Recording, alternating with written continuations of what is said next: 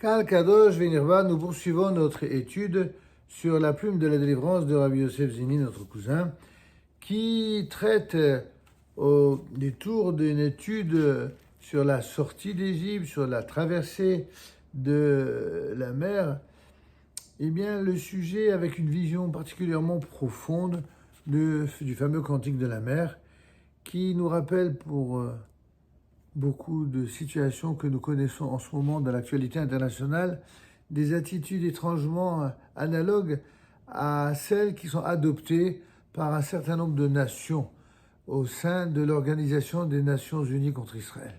En effet, dans ce passage de la mer, nous disons « À cette nouvelle, les peuples s'inquiètent. Un frisson s'empare des habitants de la Philistée. À leur tour, ils tremblent, les chefs d'Édom, les vaillants de Moab sont saisis de terreur, consternés, tous les habitants de Canaan. » Ça, c'est extraordinaire. Ce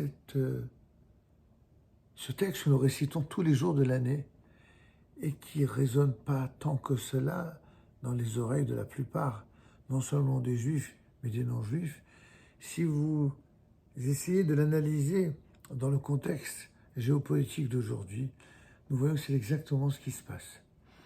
Il y a des guerres dans la planète entière.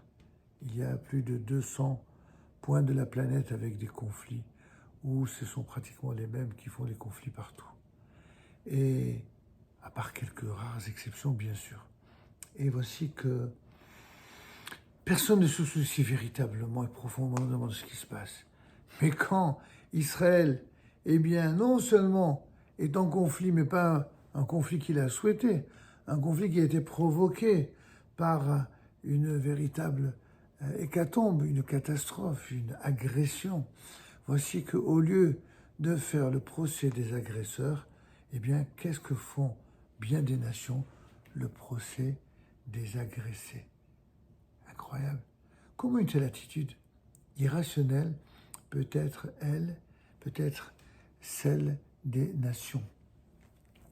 Alors quand on relit la traduction du fameux cantique de la mer, on comprend à cette nouvelle, lorsque le peuple d'Israël est en train de vivre un moment de libération, un moment de résurrection à l'époque de la sortie d'Égypte et de la traversée de la mer, comme aujourd'hui le retour des Juifs en terre d'Israël, eh bien, au lieu d'en être heureux, les peuples, ils s'inquiètent.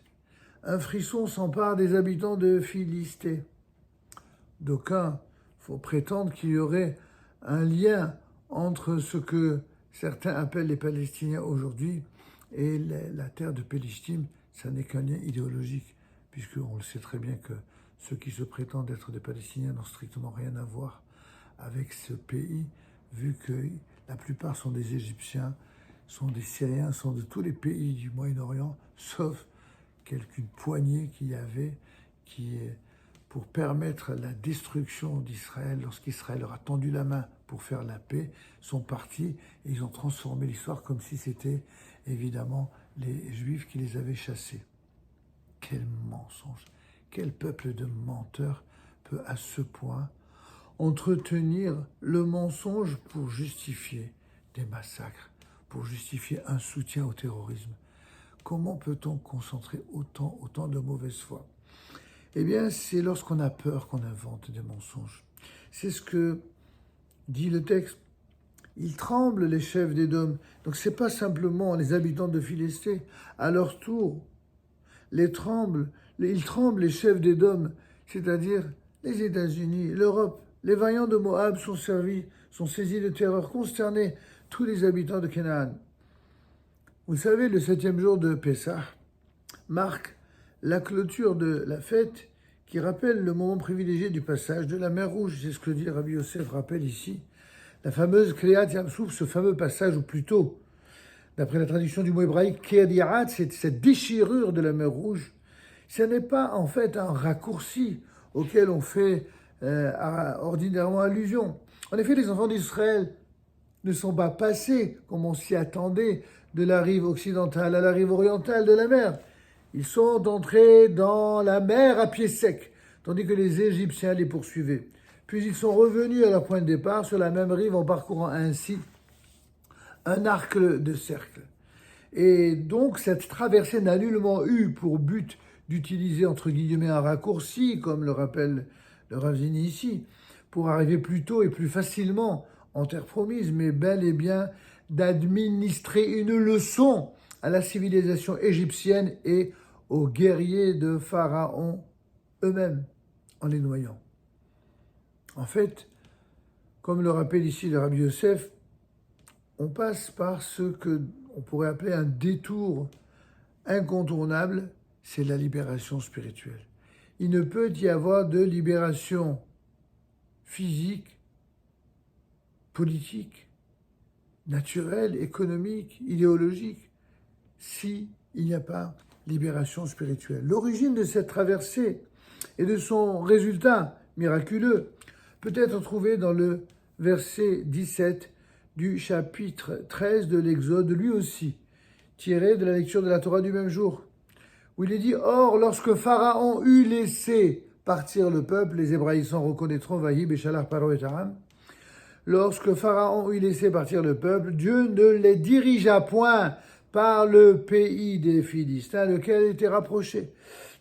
Parce que Dieu disait le peuple pourrait se raviser à la vue de la guerre et retourner en Égypte. » Et oui, déjà à l'époque, Dieu savait qu'il y avait des soi-disant pacifistes qui, pour ne pas faire la guerre, eh bien, préfèrent retourner en Égypte et aux mœurs égyptiennes et à la culture égyptienne plutôt que d'assumer son devoir d'exemplarité morale et spirituelle et la construction de sa nation sur la terre d'Israël, selon les lois voulues par le Dieu d'Israël.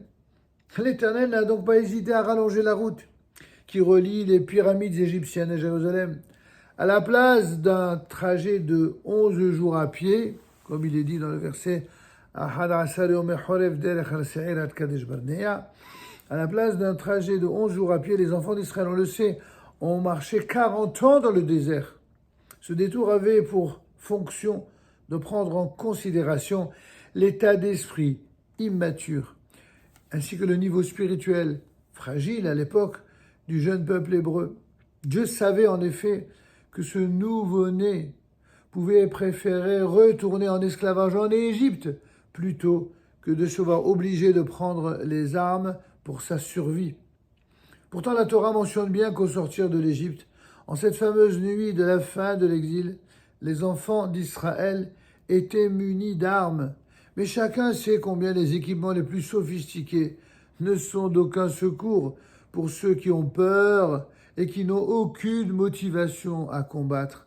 C'est que, encore à ce moment, Israël croyait que la sortie d'Égypte avait pour cause réelle non l'intervention directe de Dieu, mais la bonne disposition d'esprit de Pharaon.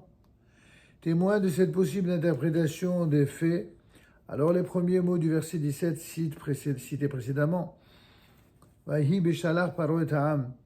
Or, lorsque Pharaon eut laissé partir le peuple, comme pour nous dire que dans l'esprit de bien des gens, eh bien, à qui devait-il la libération de l'esclavage d'Égypte?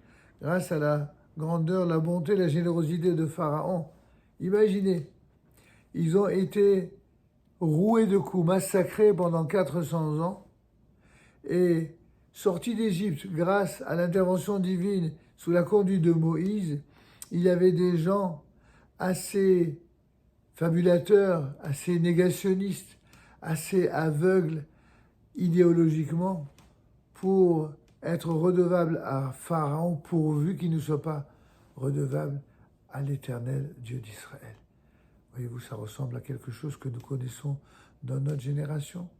Certains, au lieu de remercier Akadosh Baruch Hu qui a réalisé le retour progressif du peuple juif sur la terre, au lieu de comprendre ses desseins, ses projets, sa volonté, ils ont préféré faire le procès de Dieu et rester à pleurnicher sur les tourments que les nations du monde nous ont infligés pendant 2000 ans, tristement infligés, et qui ont provoqué destruction sur destruction à travers toutes les générations, sans oublier les 2 probables plus grandes destructions et massacres, entrecoupés évidemment d'autres pogroms, à savoir l'Inquisition d'Espagne et bien sûr la Shoah maudite de la dernière génération. Oui, certains ont fait plus le procès de Dieu que le procès d'Hitler, tant leur désir était grand de tourner le dos à Dieu.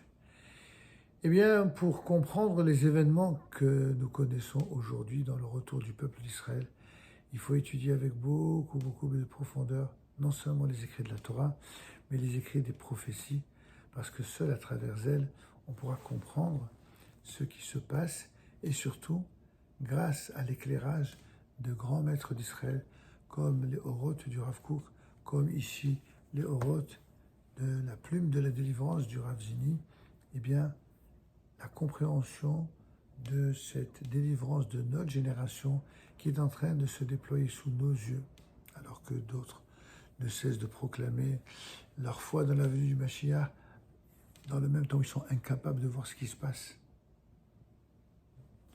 La réalisation des prophéties d'Israël sous nos yeux. Et il sonne que Dieu dessille les yeux des aveugles, c'est la bracha que nous faisons tous les matins, et que ainsi l'unité retrouvée du peuple d'Israël, l'unité retrouvée de la résurrection nationale du peuple juif sur sa terre, l'unité retrouvée de la conscience de ce que le grand maître de l'histoire est de retour sur la scène la plus importante de l'histoire, la terre d'Israël. Et il ne faut pas en avoir peur. Il ne faut certainement pas en avoir peur. Au contraire, ça n'est qu'un bien pour les nations. Le jour où les nations du monde le comprendront, le jour où certains juifs le comprendront aussi, alors, Be'ezrat Hashem, nous pourrons, Be'ezrat Hashem, comprendre tous les événements historiques depuis l'intériorité de Joseph, qui sera le prochain chapitre que nous développerons dans le cadre de la plume de la délivrance, en passant par le libre arbitre de l'individu et le processus divin pour en arriver à la liberté que Be'ezrat Hashem Yitbarach, avec l'aide du Tout-Puissant, eh bien nous revivons et que nous revivrons jour après jour jusqu'à l'avènement effectif de notre juste Mashiach. Amen. Keni Ratson. Shabbat Shalom Umevorach.